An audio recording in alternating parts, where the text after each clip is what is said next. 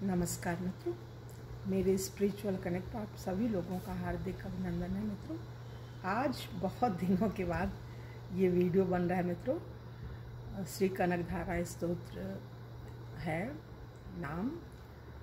एक छोटी सी पुस्तक है, माँ लक्ष्मी की प्रार्थना है इसमें।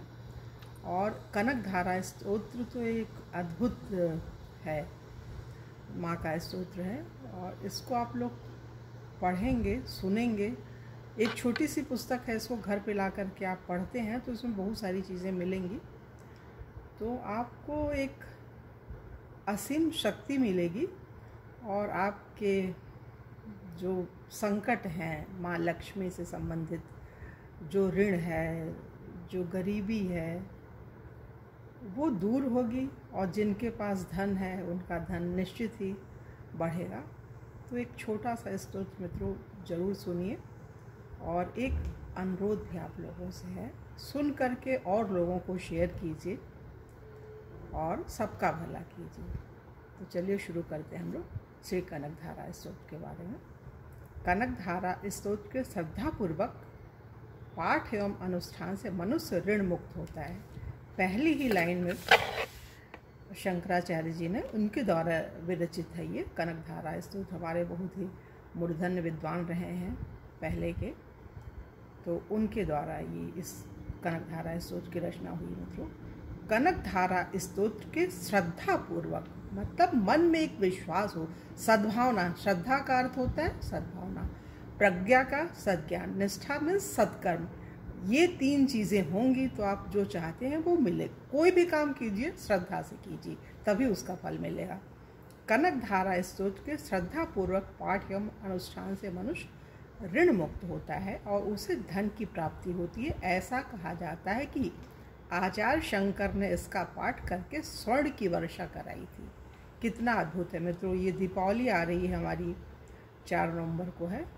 और हम सोचते हैं कि आज से आप लोग यदि अनुष्ठान करते हैं, आज शरद पूर्णिमा 2021 का दिन है, तो 15-20 दिन में ही आप लोगों को चमत्कार दिखेगा।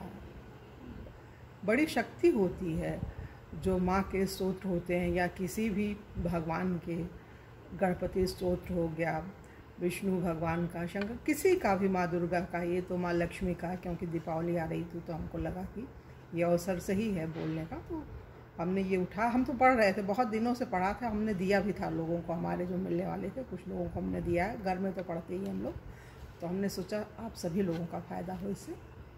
तो चलिए शुरू करते हैं मित्रों, इसको पढ़ने से क्या क्या होता है। जिस प्रकार भ्रमरी अधखिले फूलों से सजे हुए तमाल वृक्ष का सहारा लेती है, उसी तरह जो श्री हरि के रोमांच से सुशोभित श्री अंगों पर सदैव पड़ती रहती हैं तथा जिसमें संपूर्ण ऐश्वर्य का निवास है, ऐसी सब मंगलों की देवी भगवती महालक्ष्मी की दृष्टि मेरे लिए शुभदायक हो, शुभदायक हो।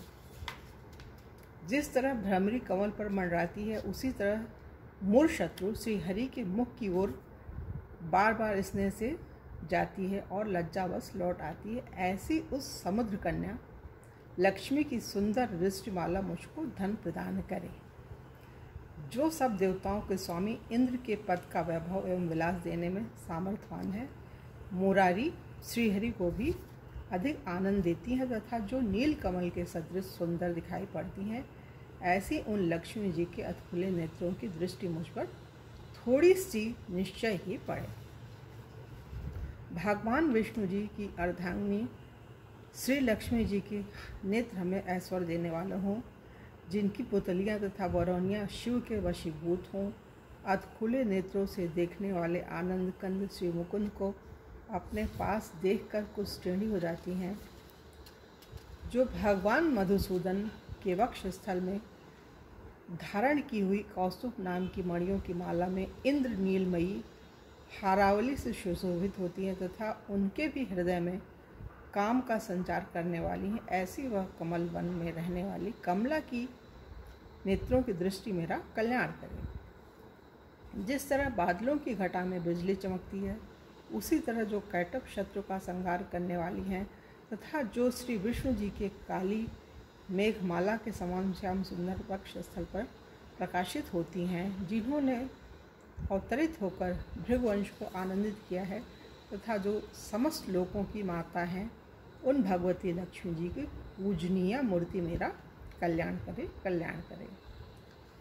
समुद्र कन्या कमला की वह मंद, अलस, मंथर और अधखुले नेत्रों की दृष्टि जिसके प्रभाव से कामदेव ने कल्याणकारी भगवान मधुसूदन के मन में पहली बार स्थान प्राप्त किया था, यह मुझ पर पड़े।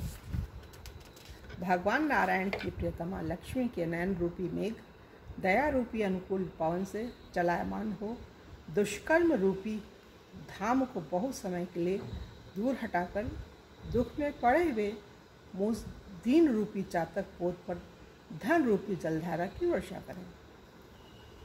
विशेष बुद्धि वाले व्यक्ति जिनके प्रेम पात्र होकर उनकी कृपा दृष्टि के प्रभाव से स्वर्ग पद को बिना किसी कठिनाई के प्राप्त कर लेते हैं, उन्हीं पद्म आसन में स्थित लक्ष्मी जी की वह खिले हुए कमल गर्भ के समान सौंदर्यमयी दृष्टि मुझे मन चाहे पुष्टि प्रदान करे। जो सृष्टि सृजन के समय वाग देवता मीन्स ब्रह्म शक्ति के रूप में स्थित होती हैं, पालन पोषण करते समय भगवान गरुड़ ध्वज की सुंदर पत्नी लक्ष्मी या वैष्णवी शक्ति के रूप में सुशोभित होती हैं तथा प्रलय काल में शाकंभरी अथवा माँ भगवती दुर्गा अथवा चंद्रशेखर वल्लभा पार्वती शिव शक्ति के रूप में अवस्थित होती हैं। उन तीनों लोकों के एकमात्र गुरु भगवान नारायण की सदैव प्रण रहने वाली प्रियतमा श्री लक्ष्मी जी को नमस्कार है, नमस्कार है। हे माते, शुभ कार्यों का फल देने वाली श्रुति के रूप में आपको प्रणाम है। सुंदर गुणों की वारिधि रूप रति के रूप में आपको नमस्कार है। कमल वन में रहने वाली शक्ति स्वरूप लक्ष्मी को नमस्कार है तथा पुरुषोत्तम प्रिया पुष्टि को नमस्कार है। कमल के सदृश सुंदर शरीर धारण करने वाली कमला को नमस्कार है। क्षीर सागर से पैदा होने वाली श्री देवी को नमस्कार है। चंद्रमा और सुधा की सगी बहन को नमस्कार है। भगवान नारायण की प्राण प्रिया को नमस्कार है। कमल के समान नेत्रों वाली आदरणीय माँ, आपके चरणों में की हुई प्रार्थना धन दौलत प्रदान करने वाली, समस्त इंद्रियों को ऐश्वर्य देने वाली, साम्राज्य प्रदान करने वाली और समस्त पापों को नष्ट करने के लिए सब तरह से तैयार है। वह हमेशा मुझे सहारा देवी।